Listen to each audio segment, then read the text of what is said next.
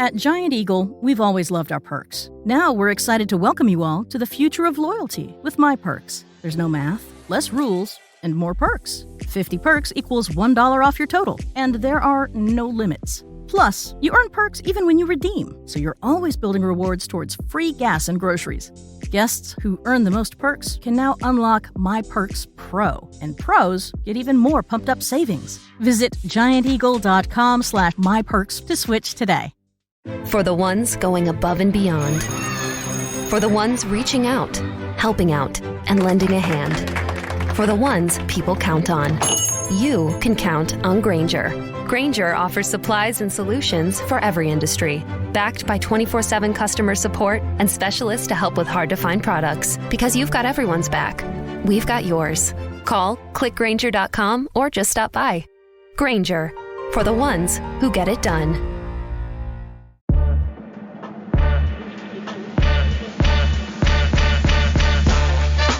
Welcome to the AEW Match Guide podcast, where we deep dive into the best matches in AEW history. Brought to you by the Social Suplex Podcast Network and your host, Sam Brown. Yes, hello and welcome to the AEW Match Guide podcast. I'm your host, Sam Brown. Thank you for joining me. Every week, alongside a special guest, I take an in-depth look at one of the best matches in AEW history, taken from the definitive AEW Match Guide, as ranked by over 30 wrestling commentators from around the internet wrestling community. If you enjoy the show today, you can subscribe and rate it on your podcast app of choice. My guest today is Social Suplex mainstay, Rich Latta, and we are looking at Kenny Omega vs. PAC from Dynamite, 26th of February 2020, their 30-minute Iron Man match. How are you going today, Rich? Oh, I'm pretty good, Sam. Glad to be here talking about a couple of things I really am passionate about. AEW, Kenny Omega, PAC, throw them in there too. And, happy to see your show here on the Social Suplex Podcast Network. Yeah, man, it's a pleasure to be on here. I've loved you guys for a while. I've been on a few of your different podcasts, so it's good to have finally made the jump. And I knew when I lined you up, I knew it was going to be Kenny Omega. I wanted to do it with you because I know you love Kenny so much. And that sort of leans into the first question that I like to ask people here. What's your history with AEW, Rich? Yeah, so I would probably consider myself a day one AEW hardcore fan. Like, I wasn't someone that needed to be convinced. I saw the vision from the jump. I remember hearing the rumors and the lay of the land in late 2018 and hoping like hell the Elite didn't sign with WWE, because I just knew it sounded like a setup, like with the, hey, if you don't like it, you can leave in 6 months clauses and all this other shit. I was like, hearing about AEW and Jim Ross and Chris Jericho, and I was like, all right, I know who's really driving my interest in it is the Elite. Happy Tony Khan saved American wrestling, quite frankly. Like, and like I followed these guys. I was big on them back since 2016 in New Japan. Followed them through the whole time, and see a lot of the other different wrestlers I was really big fans of. Like I was a big fan of PAC and WWE. I remember being at a FCW show in 2013 here in Tampa, seeing PAC slapping fives with him. So it's awesome to see like where he came, and of course Kenny was like headlining the world in 2018, and just quite frankly like the best year of his career, just like absolute peak of his athleticism. And it was a time that was uncertain for a lot of people, but not for me. I was like, I'm tying my fandom to AEW from day one, and it's just like they reward us right out the gate with Double or Nothing, and then All Out, and they rolled right into TV and really kicked ass ever since. Yeah, I remember at the time saying, because I was the same, absolutely dyed in the wool from day one, absolutely had faith these guys were going to pull it off. And I remember having discussions with people who weren't so familiar with all of the stuff that particularly the Elite had done, and they were saying, how can you have so much faith these guys are going to get it right? This is just going to be like TNA, or just going to be like insert whatever stupid meme you can think of. But I just remember in 2018 being so into the stuff they're doing on Being the Elite, particularly with Cody, particularly with Cody and Kenny Omega at the start of the year, and then transitioning that into All Out. And just from there, seeing that these guys don't just know how to put on good matches, which is what I mean, everyone in wrestling knew that they could put on good matches, but because they weren't watching close enough, and then, you know, that's fair enough. It's this YouTube show, like they don't have to watch it, but they couldn't see that these guys had all aspects down and dialed in and ready to go, and that they understood the creative process so well. Right. And yeah.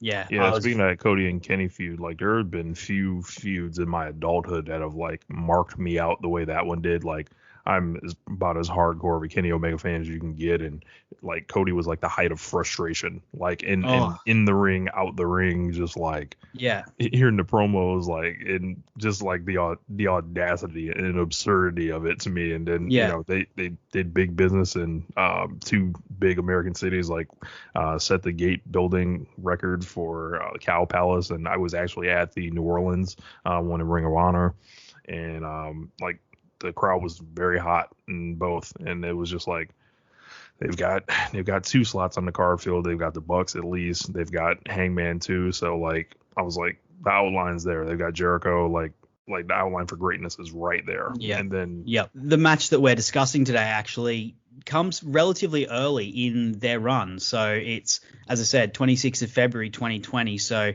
Dynamite's not even been running for 6 months at this point. Or maybe just a tad over 6 months. You can do the maths. So, you know, they're still really kind of finding their feet at this point. Even though creative was really going well at the moment, this was a real early high, this little stretch they're in.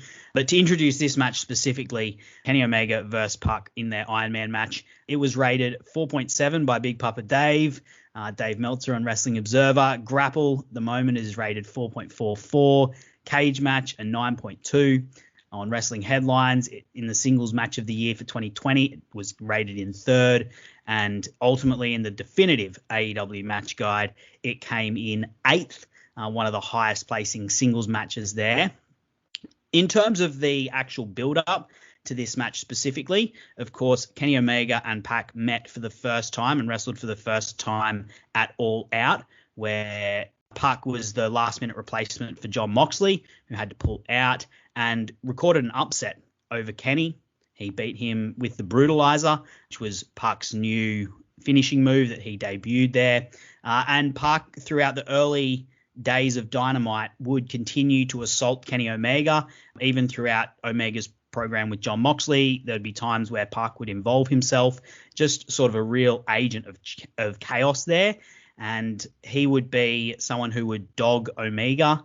Omega and him would then meet up again after Omega had lost to Moxley, and Omega would get the win. So they would be 1-1 and they would be even. And even though PAC went on to have a contenders match against Jon Moxley after he lost that, he once again saw Kenny Omega as his way back to the top of the company, and would attack Michael Nakazawa backstage, threaten Riho to try and get this match with Omega.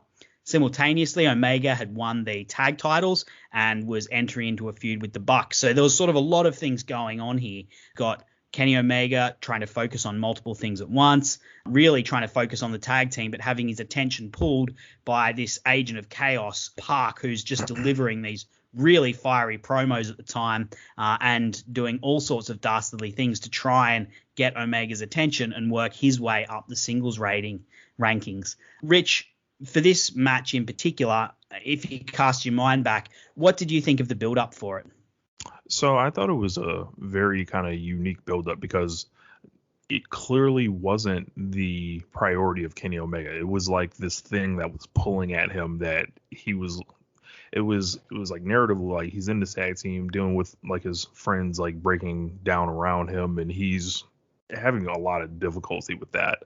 But on the other hand, his professional pride is being challenged elsewhere, and there's a lot of people asking, when are we going to see the Kenny Omega from New Japan? And PAC, it allows him to be that Kenny Omega, like away from the title picture, because I think now in a meta sense, like he's there obviously hiding in the tag team division because they want to keep him fresh as a single. But Kenny is a guy, as proved by this belt collector run, like he has a big appetite.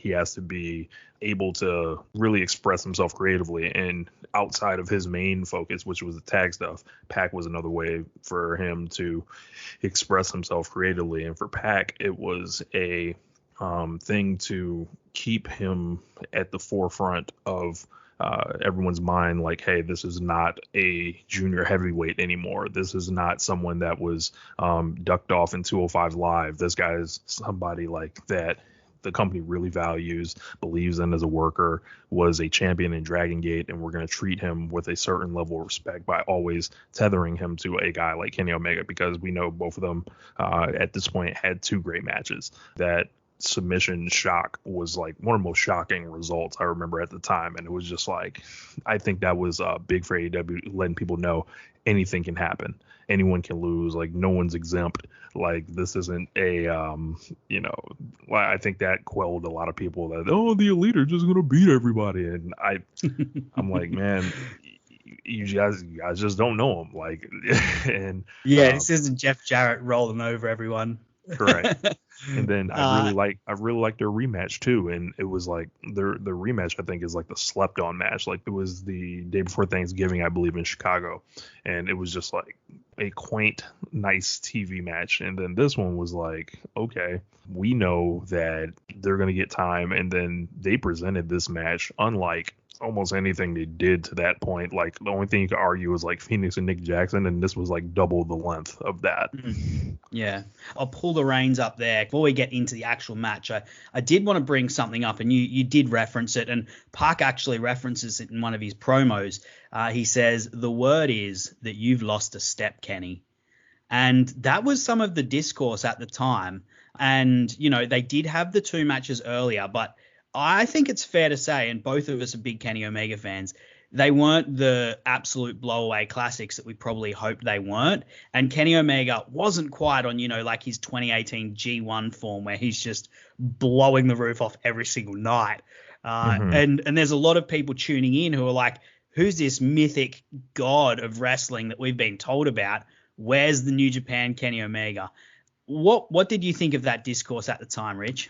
I thought it was horseshit, honestly. I thought some of it was presented in bad faith. I thought what he was doing was, I thought he built the singles division of main eventers, like by losing to Jericho, losing to PAC, losing to Moxley, and then allowed all those guys to kind of flourish. And then what he did was jump into tag team and start essentially creating Hangman, like for the mass audience. So like I thought he had different goals at the time. Like obviously we knew, and this match would show, people would live and die with Kenny Omega as a babyface, and I had no worries whatsoever. I was like, what do you mean that guy's not in there? I'm like, around this time I was still adding up pretty much their outputs, like anybody in the company. He was still the best wrestler in the company by far.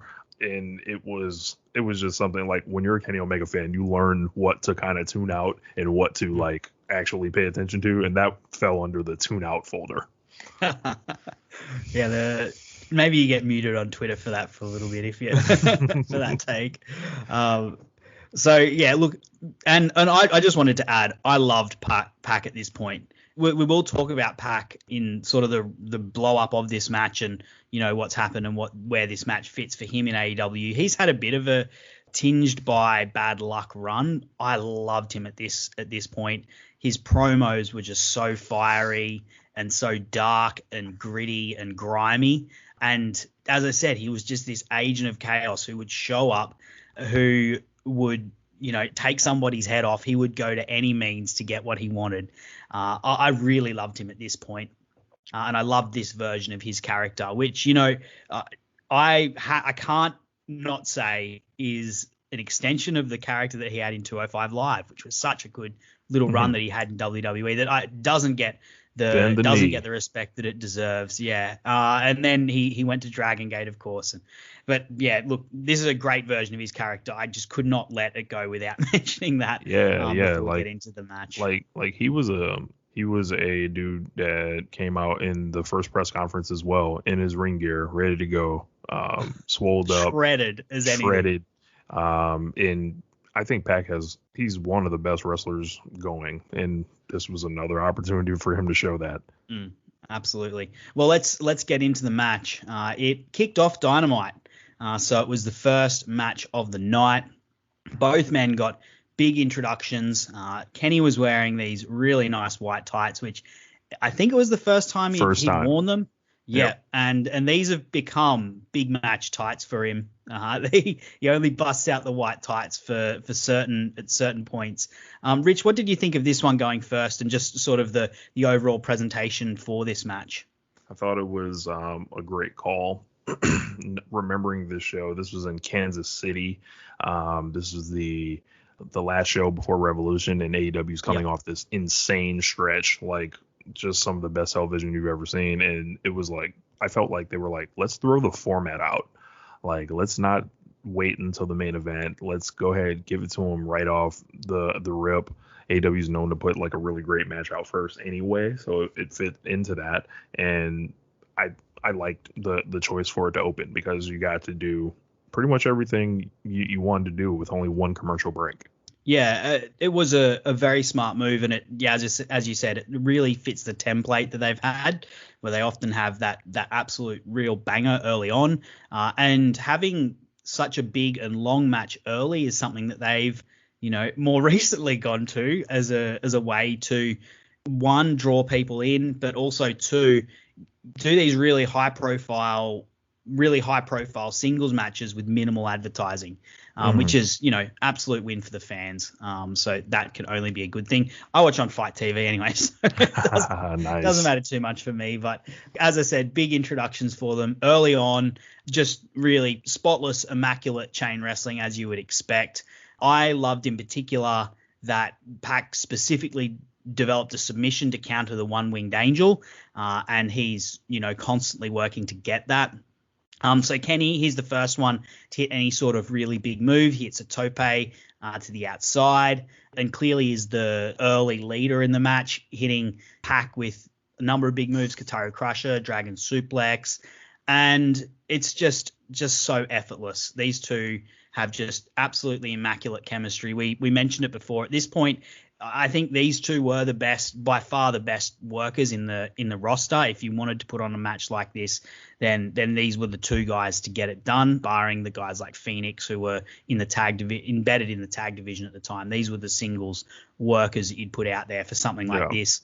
There's one particularly effortless string. So they're both outside. PAC jumps onto the apron, flips off it. Kenny catches him, goes for something, but PAC completely reverses it into a DDT on the outside. It's just so crisp, so smooth, so good to watch. They get back in the ring, has a really, really steep angled avalanche brainbuster off the top rope, and it's like, this is no superplex. This is something different. We're trying to put your head through the canvas here. And PAC sort of arrests that momentum back. He has this beautiful way of moving slowly and then snapping. I kind of liken it to being like a predator. He slowly lines up his target and then just bang, hits it with absolute precision and explosiveness. As I said, look, I've got it written down so many times, just effortless wrestling by these two.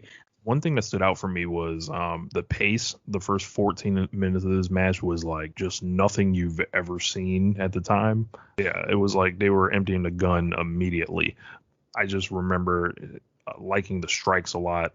I remember the Bucks seconding Kenny to the ring, which is always a sign that like some shit's coming. Like, and like there's it's just a classic thing. And these guys, they use like a novelty DQ and took like a trope of Iron Man matches I normally hate, but made it actually kind of like work with how they were protecting both guys at the time, which I really enjoyed. But yeah, one thing that instantly stands out is the pace and how fast the match was. Yeah, these two are just so athletic and explosive in the way they do everything. There's the way that most wrestlers sell, and it's always looks good. But then there's the way that like these guys sell, and they like hurl themselves.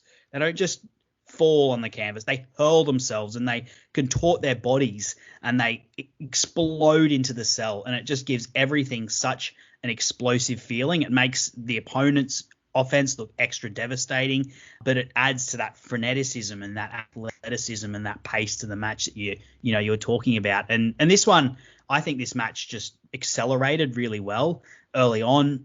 Both men, started out with that chain wrestling and then worked into those bigger moves. that's classic wrestling, but the way that they did it was just so masterful. I I did remember want to at the bring up. time, I was going to say, I Yeah. remember at the time, the last Iron Man match I had seen before this was Seth Rollins and Dolph Ziggler. And that match kind of like, I think they overbooked that one and got too cute. So this was a stark contrast to that. It was like, yo, this is more about the wrestling than the multiple fluky finishes that ended up happening in weird layout, like putting the babyface up 3-1 and just weird stuff like that. So it was just they used the correct amount of falls, especially like in comparison to when the falls happen in the match.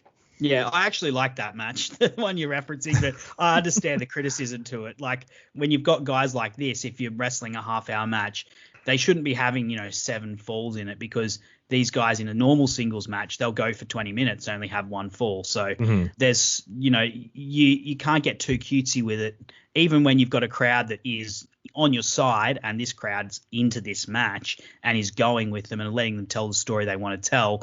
But even then, you can't be too cutesy with that sort of thing and take for granted the sort of tropes of the match that you're getting in. You mentioned the DQ. So the way that they do it is PAC, he gets frustrated because Kenny is getting the upper hand.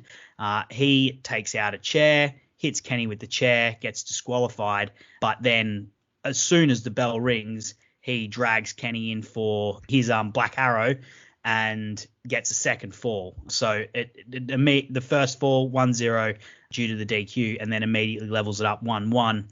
You sort of mentioned you didn't mind it here. I know that I've seen some criticism of this sort of trope, that a DQ is a bit of a cheap way to do it. What is the reason that because I agree with you, but what is the reason that it works in this match? I think it also works. It was the first DQ in the history of the promotion. So it was like a kind of like a wrench, and like it was like a novelty kind of. So I thought it was cool from that sense. And then the way PAC was, we knew it wasn't just about it being 1-1, because the type of killer and animal that he had been, like Kenny's like wounded at this point and he could be in real danger and go down 2-1, 3-1, 4-1 in the aftermath of it. Yeah, and that's what in this sequence, that is what PAC is obviously going for. He immediately gets that Black Arrow to level it up 1-1, and then goes for another Black Arrow, which Kenny just gets out of the way of. But Kenny is beaten down. He's getting brutalized. Well, not the submission, but he's getting beaten down by PAC. Fighting on the apron, there's this crazy spot where PAC hits a Falcon Arrow off the apron onto the outside, and of course you can't get the pin on the outside, but it's huge, and Kenny looks completely dead. But the interesting narrative is, as I said, PAC got desperate to get that chair shot and level it up 1-1. After this doesn't work immediately, and Kenny is able to just manage to hold on and keep from losing another fall, PAC does start to get more and more desperate, gets out a table, looking absolutely crazed, goes for a shooting star press from the turnbuckle through a table to the outside, absolute madman. And they have a really close double count out, and Matt Jackson ends up throwing Kenny Omega back in the ring. The interesting wrinkle, we sort of didn't mention it really, was that at that moment, Kenny was embroiled in a rivalry with the Young Bucks for the tag team straps.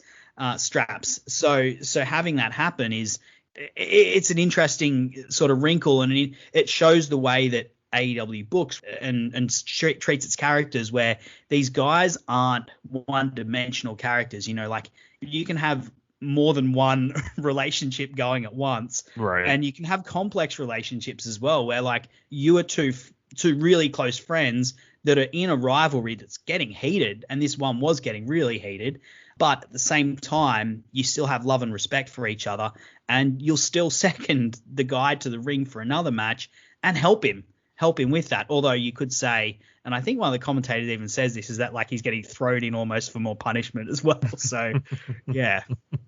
Yeah, I mentioned the Bucks seconding Kenny because like that's kind of like a underrated part of a lot of the big Kenny Omega matches. Like I feel like between the Bucks and Kenny, they're all like great wrestling minds, and I remember hearing stories about how Nick Jackson would basically. Kent State really does care about its students, and I think that if a student wants to feel supported throughout their time here and feel like they have someone to go to for help or for advice or just to talk, Kent State is the place for that.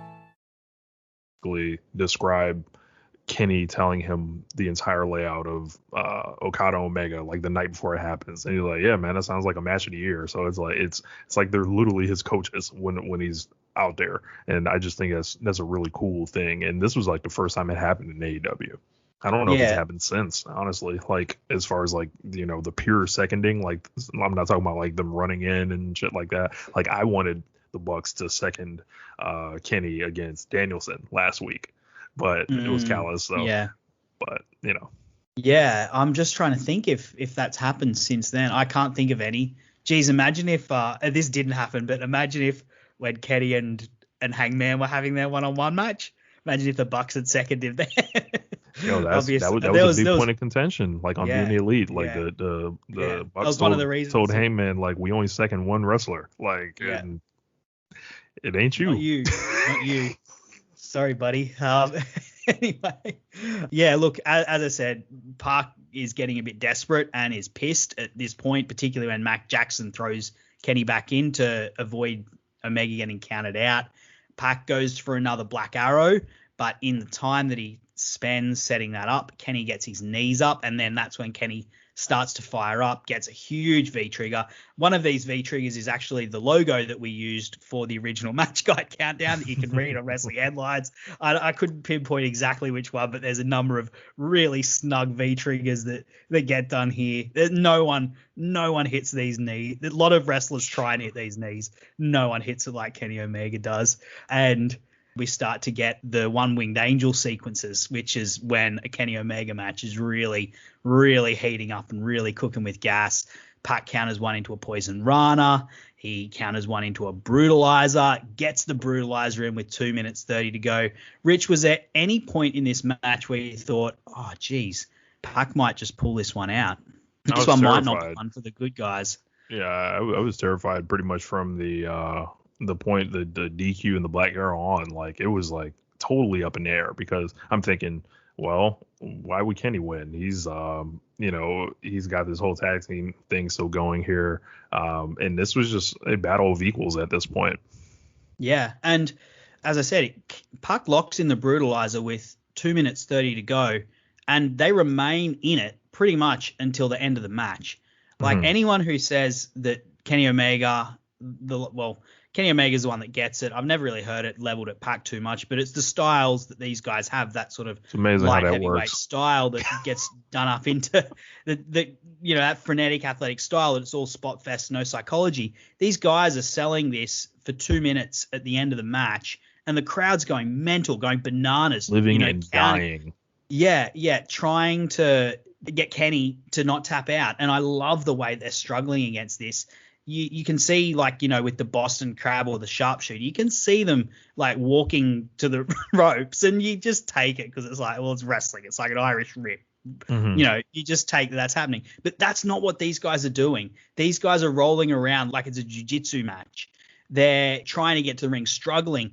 And Kenny's like putting PAC in a different angle to try and minimize the hold. It's really, really smart submission wrestling, which is not something you think of when you think of Kenny Omega, but it just goes to show how good this guy is. And the countdown that they've got at the end, it works so well. PAC has the brutalizer on, but can't get it done. They ring the bell. It's 1-1, and the ref, they announce extra time. PAC is pissed at this. He decks the referee, and when they're going into sudden death, Kenny hits 2 V-triggers, a Kamigoye, and the one-winged angel for the win. Crowd's so into it. Rich, at the time, you thought very highly of this match. We've gone through it, but just give me your overall impressions of what you thought about it at the time. Yeah, I thought it was a direct message to the non-believers in both of these guys, actually. And I was 5 stars on it, and I was out on Twitter arguing with Stat Guy Greg the next day, who was a killjoy for anything that has to do with AEW, and probably still proceeds to this day. I don't know. We don't follow each other anymore. But, yeah, this was like – it was a perfect reminder of who Kenny Omega was, and it was like, just be patient. Like, there's a whole thing going with the tag thing, and ironically, it led to the greatest match in the promotion's history, much like days later. I think that this was needed at the time because there were a lot of like cool different angles going on. Like Cody and Wardlow happened like maybe the week before this, if I'm not mistaken. Yeah, the week before this had a card that was the tag team battle royale. Yep. It had John Moxley versus Jeff Cobb. It had the Bucks. It had up Kenny and Page versus the Lucha Bros. Yep. And it had the cage match with Cody and Wardlow. Like, some people say that's the greatest Dynamite ever. Oh, I mean, you'd be hard pressed to argue, really. Like, I mean, there's other ones that are right up there. You know, we may have watched one just this week. Right. Given the date we're recording this, but as you said, there's a lot going on at the moment at that time. So like with this match, like you got John Moxley and Chris Jericho and like more like a traditional kind of like karate story, I would say, like, but like they're not giving you like the super like the match of the year level type matches. No. They're giving you like an incredibly well done like TV story. So like this coming out is just like, I think it's a flashing reminder to say, hey, Kenny's time's coming. PAC's always going to be maintain a certain level of credibility, so you don't have to worry about him either. And PAC was a faction leader less than like 3 weeks after this match, and they linked him with Pentagon and Phoenix. And this was like really one of the last great singles matches before the world shut down. Yeah, it's crazy to think like 4 weeks after this, we were going into lockdown. Yeah, because there was Revolution. Not even 4 weeks. It was 3 weeks afterwards. They had their first empty arena show, and what a way to go out, I guess. If you're gonna, thinking about it now, after this match, I was blown away by this match. I was so excited for it. So the way that I watch Dynamite, it actually happens during the day here in Australia. So I'm at work and I try fervently to avoid spoilers, and on certain days I'll actually uninstall Twitter off my phone just because sometimes you just naturally like just force of I've turned off all notifications, but sometimes just through force of habit you'll be just having some downtime. You're like, oh, I wonder what's going on Twitter. Just flick it open, not even thinking, oh, I'm going to get spoiled here, and you open it and spoil yourself on something. This was one of the times where I uninstalled the app because I was just so excited for this match. And paid out with spades. I love the way, as I said, this was just so seamless, but also incredibly smart in the way they did it. And I was not expecting it to finish with them locked in a submission and then going to extra time, even though, that's just a classic Iron Man thing. It just popped me that they were going to do that. And then, of course, Kenny getting the win. I'm a big Kenny Omega fan still to this day, and was at the time. So seeing him win, that made me very happy. And it only made, in the actual canon of the story, only made PAC even more desperate. Immediately after this, they set up the match with Orange Cassidy that he would have at Revolution. Of course, literally days later, Kenny Omega goes on in his partnership with Hangman Page to have one of the greatest tag team matches of all time. It's the number one rated match in the match guide that we did by a long way. It was the match of the year for most promotions. And this is just days after having this absolute blow-away match. Interestingly, they did lean into this match. This match had an effect on that one in that, Kenny was weakened, and some of the desperation from Hangman was due to Kenny not necessarily being in the greatest shape because he'd just gone half an hour with, one of the other best wrestlers on the planet. I don't want to go too into that, but Rich, what did you think of the direct aftermath of this match and how they sort of built off it? I thought it was a really cool storytelling device for the match because ultimately this side thing that Kenny was doing led into Hangman thinking Kenny wasn't taking his team seriously enough. It led into just enough vulnerability. I remember picking the Bucks at the time to win, but yeah, I think it was a nice piece of storytelling. And then, you look back when the work is done and it's like, wow, those two matches in a couple days, what a hell of a week. Yeah. most wrestlers would go their whole career and not have two matches like that. And Kenny Omega does it in 1 week. Crazy. In terms of the actual legacy for this match, so moving on from the immediate aftermath and everything, I've got a few questions I wanted to sort of ask you. The first one is, was this the pinnacle for PAC in AEW? I would say it is. I don't think he's got a chance to shine as much in a high-end level as this one. He's an incredible TV wrestler. Like when you're talking about your standard 10, 12-minute match, you need somebody to do something great. He can give it to you, but this one has been his real high point. He's unfortunately been struck with a lot of travel issues at different times and difficulty getting in and out of the country with COVID and everything like that. So I don't think he's regained his singles form to that extent. He did have a championship match with Kenny and Orange Cassidy at Double or Nothing this year, which was really great as well. But just strictly as the scariest PAC has ever felt, the most, I think, high profile he's ever felt was this match right here. Yeah, I think this is the character for PAC that worked the best. As I said, I love PAC, and he's been in some great matches since. I think of some of the tag team matches he's had alongside either of the Lucha Bros. The triple threat. We're talking about that triple threat from Double or Nothing this year, 2021. But I think this is the character that works best for PAC. I don't know if character-wise he hits so well as a face, because he's still doing a lot of the stick that made this so good. But because he can't be just a complete bastard, because he's theoretically meant to be getting cheered, he can't really get into the absolute grime and the depths of this character that he had at this point. And I wonder. I hope he gets back to this level, because they've got a hell of a roster now, and he's someone that can be used to really elevate guys like Bryan Danielson. Give him another couple of matches. Not that, Bryan Danielson needs too much elevating, but, give him a couple more matches against guys like PAC or Andrade or, whoever you want to throw out there. But PAC in particular, given the subject matter, and that's only going to make him look even better and better.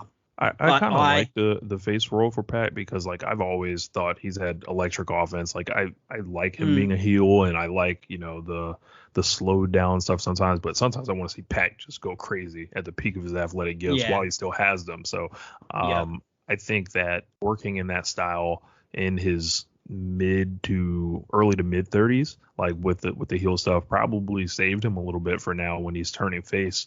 Being the age he is now, the wear and tear, he can do a little bit of the Adrian Neville stuff that I used to love, ROPW, but the defying gravity. Yep. Yes. And you can flip him on a dime, because he's so strong and respected. To where if you flip him on a dime, they have a bunch of new baby faces that all need a great match.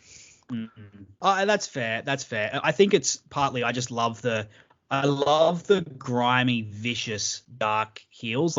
As much as Pentagon is great as a face for exactly the same reason that you mentioned, I love him as a heel. This just vicious, grimy, really dastardly heel who's like a predator almost. I just love that as a character, even though, when it comes to getting it done in the ring, particularly with the way they can go, perhaps they are better suited to the face side of things. So to move on from PAC in particular onto Kenny Omega, as we said, we're big fans of Kenny Omega here, and even by our estimation, he wasn't hitting on the same level in early Dynamite, early AEW. He wasn't hitting on quite the same level he had previously, say in 2018. I just think that G1 run in 2018 as being just insane. Where do you think this match ranks in Kenny Omega's broader legacy and broader catalog of matches that he's had? In AEW or both? Beyond? Both. Okay. I would say it's towards the very top in AEW, and the other matches that come to mind are him and Rey Fenix, the tag team match, the match he had this week with Danielson. And his overall legacy, I think it's just another great 5-star match, as crazy as that sounds. There's his great rivalry with Naito to consider. There's obviously the Okada series to consider, his Ishii series to consider. So this just adds to, like, when you hear he has blank amount of, like, 5-star level matches, this is just one of them. I hate to say it like that and sound like cocky about it or lift him to, but this is just the level of wrestler that we're dealing with. And I would encourage people to check like sites like Cage Match and Grapple and see what a lot of people are saying about this stuff. I don't just speak from a point of, hey, I'm a big Kenny Omega fan and this is the definitive amount of number he has. No, this is what people are saying. And I say move with the current, don't go against it. There's a great quote in the Street Fighter movie by M. Bison where he goes, he's conquering a village and he goes, for you, this is the most important day of your life. For me, it's just Tuesday. And for Kenny Omega, it's like, for you, this is the best match you're ever going to have in your life. And for me, it's just Wednesday. Right. It's a bit like that. Yeah, like I was trying to think of where I'd rank this and I'm like, within AEW, it is a bit more few and far between because they really have minimized his singles action. There's various reasons for that, but within his broader catalog, again, once you start looking at like G1 runs and stuff like that, there's so many incredible matches out there that he's had that it is difficult. Like if we want to talk about like as a babyface, I think it's like a Pantheon level match for him as a babyface. I'll say that. Yeah, particularly, I think one of the things that this showed, as I said, that I hadn't necessarily seen from him as much outside of, obviously there's just the epics with Okada, which show the struggle because they're just so exhausted at the end. But particularly the way that these guys struggled in that submission at the end, I hadn't seen that sort of thing from Kenny Omega before, where they're just, really grinding a submission. Maybe if he had a match with ZSJ, now he may have something similar, a sequence similar like that. But at the time, and even to today, I haven't seen him have that sort of a real struggle for. It was 2.5 minutes where they're having like a jiu-jitsu match with PAC's Brutalizer to wind down the clock on this, and the crowd is just so into it. And I could see them, if he has another match with Danielson, they could definitely run a similar spot to that if they wanted to. And then lastly, look, I think just to bring this back to the match guide that we're talking about, that I picked all of these matches from, which we did on Wrestling Headlines a number of months ago, and you can check out on that site. This was the 4th ranked singles match. It was behind Cody versus Dustin, behind Britt versus Thunder Rosa, and also behind Jon Moxley versus Kenny Omega from Full Gear. Where do you think this ranks as a singles match in AEW? I'll just say this. I respect those votes that led to that. And, I was like, go with the current, but I'm going to disagree on this one. I think Kenny Omega's in possibly 3 of the 4, maybe 5 best matches, singles matches in the promotion. And I think the only competition for this match, truthfully, is Phoenix and Nick Jackson, Danielson and Omega and Phoenix. And there's this, like when you're talking about one-on-one matches, and I would have put this match on top of all those other ones. That's where I would say. This one's very different to those ones. Like with Cody versus Dustin, you've got, this real throwback to this sort of 80s Southern brawl that's just blood soaked and full of heart and fire. Yeah. But it's not trying to do anything groundbreaking in the ring. And then Britt and Thunder Rosa, I think, gets as much credit for being almost this moment for the women's division as it does for an actual match. Not to say this match wasn't, we're talking about the very pinnacle of matches here. I'm not saying it's a bad match by any stretch of the imagination. It's fantastic. Like I also rank that very highly.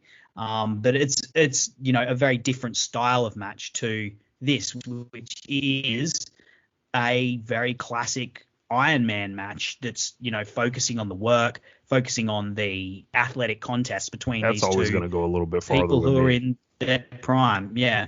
And look, that's fair enough. It is partly a matter of taste, but also I think to a degree there is a high difficulty level with this. I remember talking to you about it at the time. This was back when Cody Rhodes was really hitting as a main eventer at the end of 2019. Mm-hmm. And we were talking about, why having matches with interference and lots of blood and stuff, why shouldn't be as highly regarded critically as, say, something like this. And I think what it is that those, I think what you said and put it very eloquently is that those are like almost cheat codes to like step things up. Whereas if you're doing things like PAC and Kenny did, you've just got to do it all by yourself. You don't have interference. You don't have other things that can pop the crowd or immediately gain some emotional investment. It's just purely what you can do in the ring. Yep. They ring the bell, like Adam Cole once said. That's all the questions I've got. Was there anything else you wanted to add at the end here, Rich, about this match? Yeah, I remember writing at the time. We did on One Nation Radio. We do our 10 best matches of the year. We do promotion by promotion. Then we do our overall list, kind of. This was number 4 on my list for 2020. The only matches I had ahead of it were Okada and Ibushi, Walter and Dragunov, and Omega and Page versus the Young Bucks, and then it was this. Some pretty good company. Yeah, so it was like, when will we see the Kenny Omega from New Japan? Was something early in 2020 we often heard, as Kenny was square in the middle of teaming with Hangman Page and reigning as the promotion's second tag team champions. The deciding match in the first series between PAC and Omega came down to this Iron Man match in Kansas City, where they had the best Iron Man match ever televised and perhaps the greatest match to ever air on Turner Network television. Each man is arguably the other's best in AEW. And this featured a blistering pace that had me in sheer amazement through the first 14 minutes, and even a novelty DQ that added another layer to the action. Like Hart and Michaels before them, they used the overtime period for the finish, but exceeded them with the intense, compacted action over the 30 minutes and 58-minute run or 58-second runtime. You don't see television wrestling or many matches in general reach this level. Yep, I couldn't agree more with that. On rewatching this match, it did not lose anything for me. I already ranked this very highly.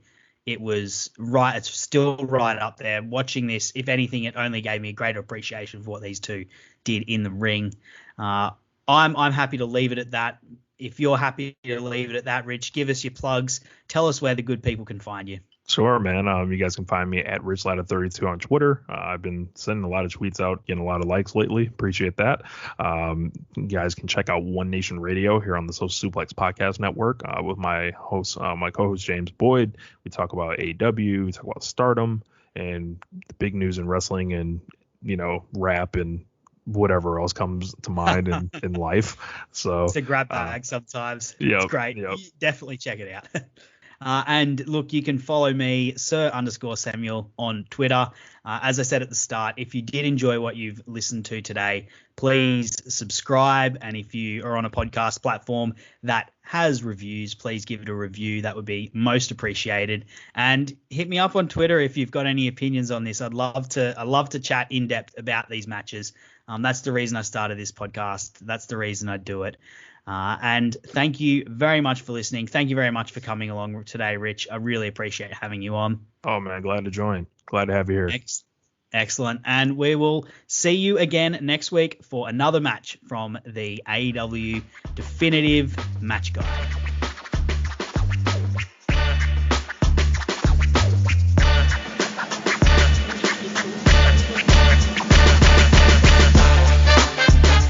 Thanks for listening to the AEW Match Guide podcast. If you enjoyed the show, then you can subscribe on the podcast app of your choice so you never miss an episode.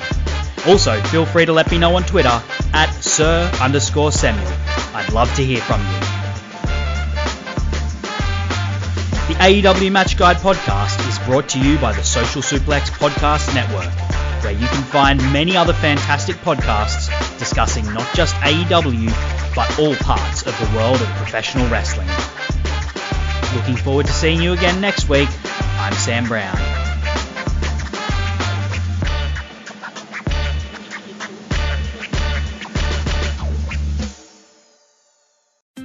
What goes into making celebrations with your family great?